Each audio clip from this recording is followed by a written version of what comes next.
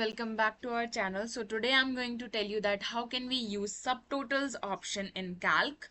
So the subtotal command is used to basically automatically create groups and apply inbuilt functions like sum, count, average, etc. to summarize data. For example, the subtotal command can be used to calculate the number of jerseys of different size required for players.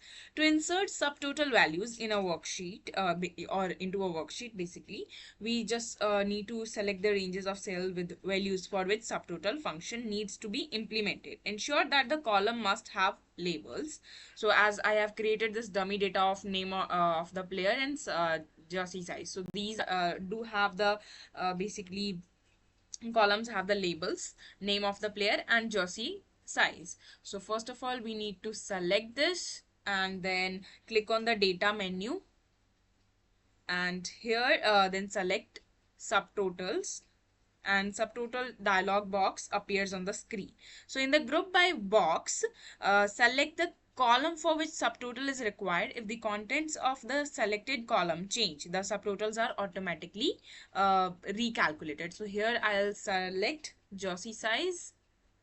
Now in calculate subtotals for box, select the columns containing the values to obtain a subtotal. So here we have to select number of the player.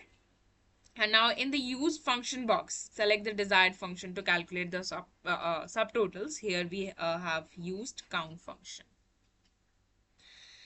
Okay, now we just simply need to click on OK button and the results are here.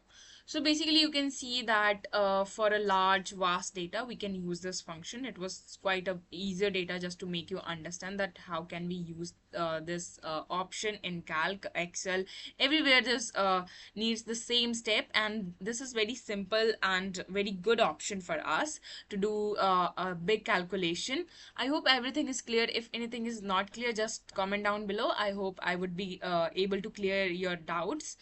Thank you so much for watching this video and do subscribe my channel.